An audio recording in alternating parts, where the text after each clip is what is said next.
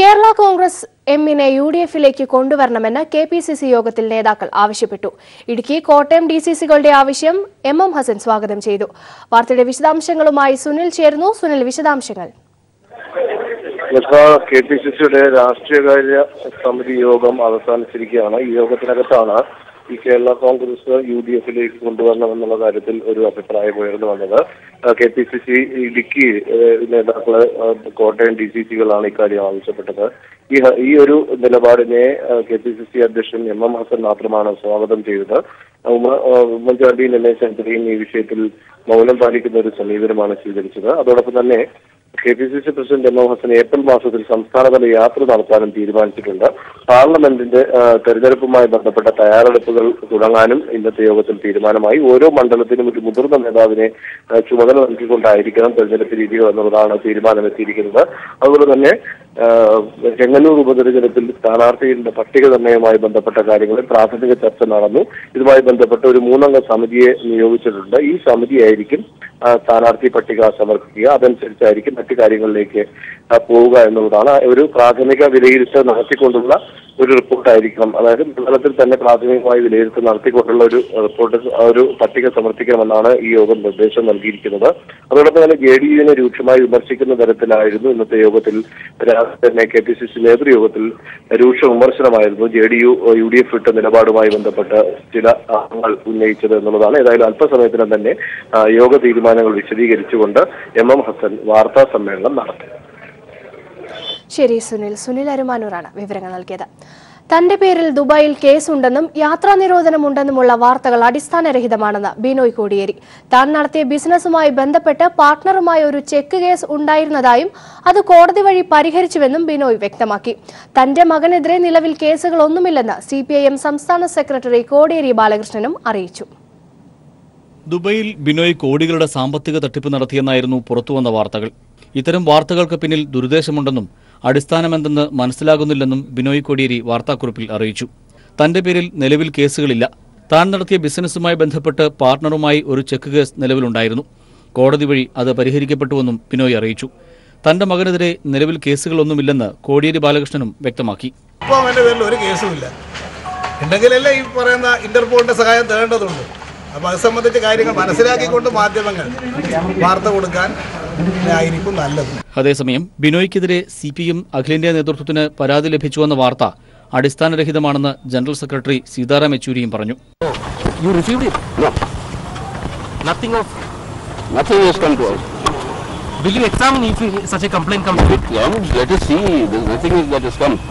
News bureau, Thiruvananthapuram, Delhi.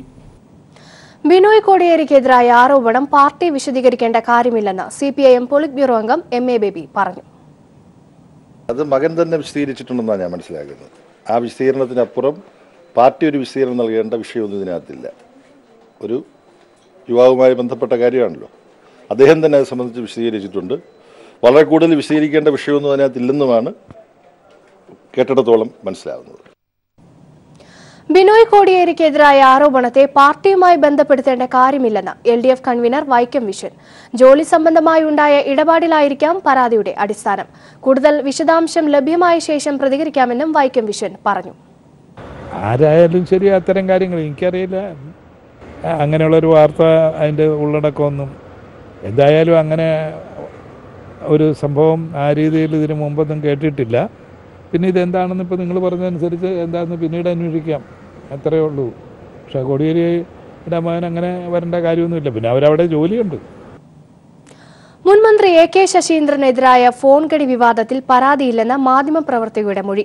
ഔദ്യോഗിക വസതിയിൽ വെച്ച് AK ശശീന്ദ്രൻ തന്നെ ഉപദ്രവിച്ചിട്ടില്ലെന്നും ഫോണിൽ അശ്ലീലം പറഞ്ഞിട്ടില്ലെന്നും പെൺകുട്ടി കോടതിയിൽ മൊഴി നൽകി. തിരുവനന്തപുരം CGM കോടതിയാണ് മൊഴി നൽകിയത്. കേസ് 27-ന് വീണ്ടും പരിഗണിക്കും. മന്ത്രിയായിരിക്കെ AK ശശീന്ദ്രൻ 2016 നവംബർ 8-ന് ചാനൽ പ്രവർത്തകയുടെ അശ്ലീല സംഭാഷണം നടത്തിയെന്നും മര്യാദ വിട്ട് പെരുമാറിയെന്നുമുള്ള പരാതിയാണ് കേസിന് ആധാരം. ഇന്ധനവില വർധനയിൽ പ്രതിഷേധിച്ച് സംസ്ഥാനത്ത് നടന്ന വാഹന പണിമുടക്ക് പൂർണ്ണം. BMS ഒഴികെയുള്ള തൊഴിലാളി യൂണിയനുകൾ പണിമുടക്കിൽ പങ്കെടുത്തു. രാവിലെ 6 മുതൽ വൈകിട്ട് 6 മണി വരെ നടന്ന പണിമുടക്ക് പൂർണ്ണമായിരുന്നു.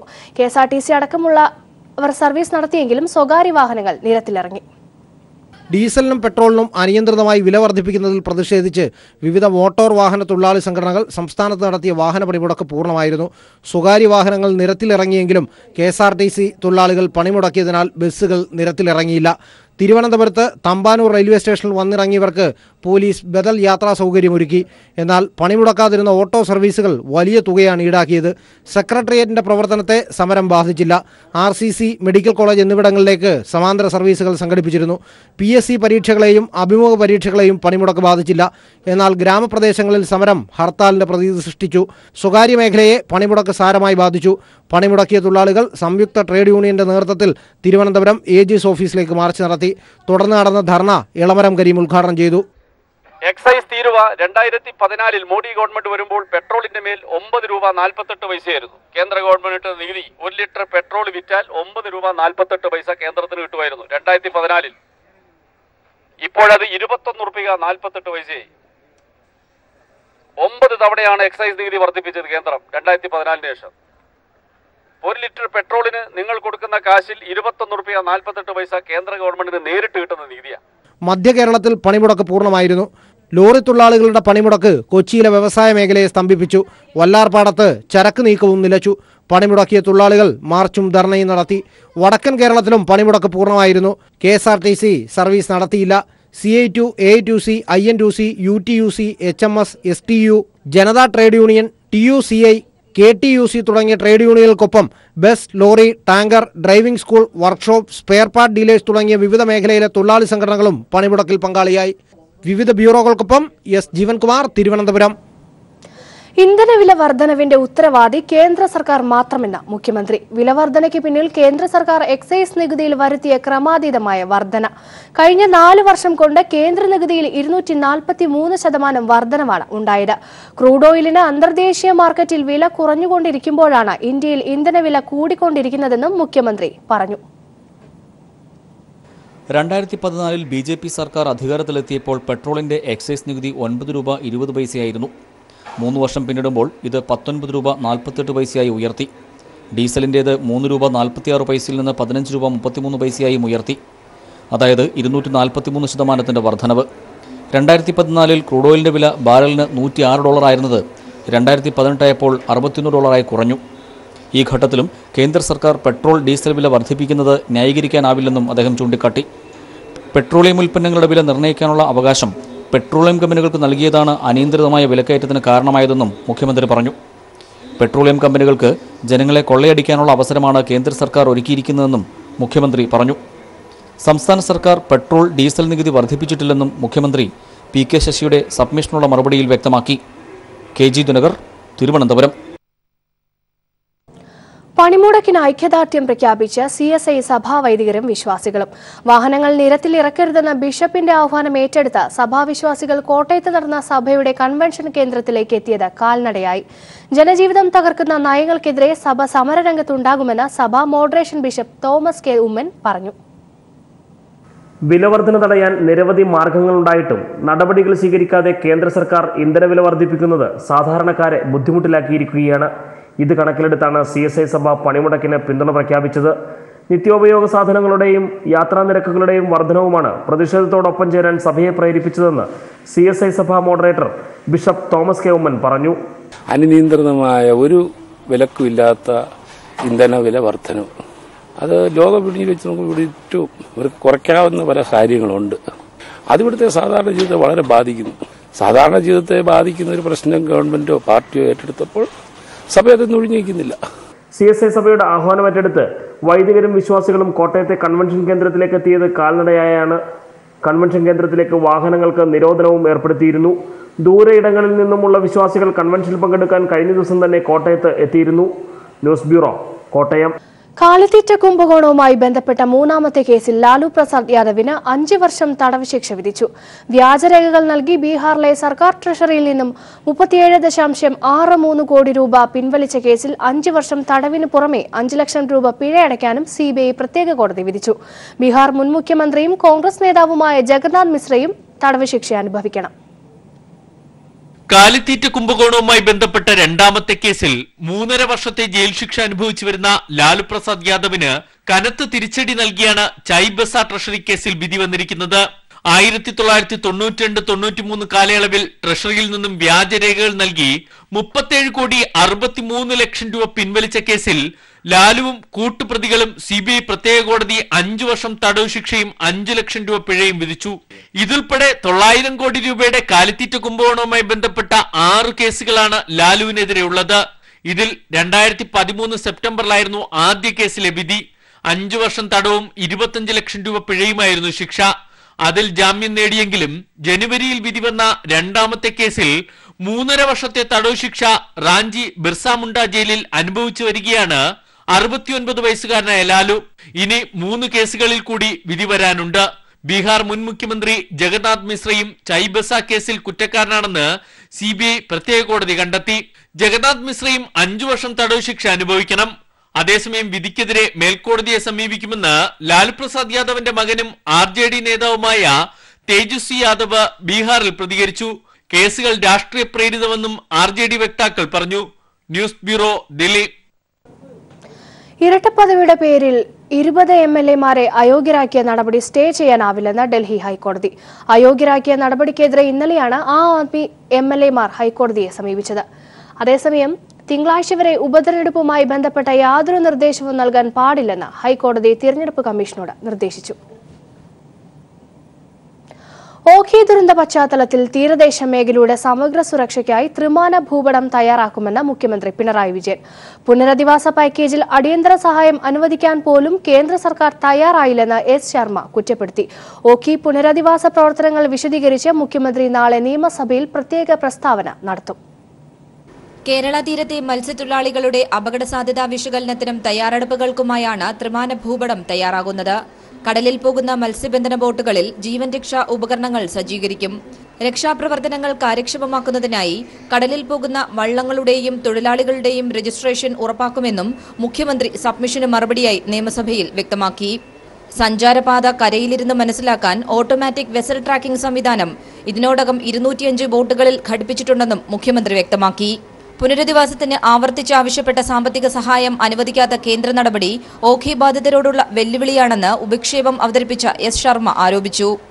കേന്ദ്ര സംഘം ദുരന്ത മേഖലകൾ സന്ദർശിച്ചു പോയെങ്കിലും ഒരു തീരസുരക്ഷാ പാക്കേജ് പ്രഖ്യാപിക്കുന്നതിന് കേന്ദ്ര സർക്കാർ മടിച്ചു നിൽക്കുകയാണ്. ഇപ്പോൾ പ്രധാനമന്ത്രി ഉൾപ്പെടെയുള്ളവർ വന്നു പോയെങ്കിലും മത്സ്യത്തൊഴിലാളികളുടെ ഈ ദുരന്തങ്ങൾക്ക് അടിയന്തര പരിഹാരമുണ്ടാകും എന്ന് പ്രധാനമന്ത്രി പ്രഖ്യാപിച്ചെങ്കിലും യാതൊരു നടപടിയും ഇതിനകം സ്വീകരിച്ചിട്ടില്ല. ഓഖി രക്ഷാ പുനരധിവാസ പ്രവർത്തനങ്ങളിൽ സർക്കാർ നടപ്പാക്കിയ കാര്യങ്ങൾ ചട്ടം 300 അനുസരിച്ച് നാളെ പ്രത്യേക പ്രസ്താവന നടത്താൻ മുഖ്യമന്ത്രിക്ക് സ്പീക്കർ അനുമതി നൽകി. News bureau, Thiruvananthapuram. GST-യുടെ ആനുകൂല്യം കോർപ്പറേറ്റുകൾക്കാണെന്ന് ധനമന്ത്രി തോമസ് ഐസക് നിയമസഭയിൽ പറഞ്ഞു. ജനവിരുദ്ധ GST-യുടെ രൂപരേഖ തയ്യാറാക്കിയത് 2ാം UPA സർക്കാരാണെന്നും തോമസ് ഐസക് വ്യക്തമാക്കി.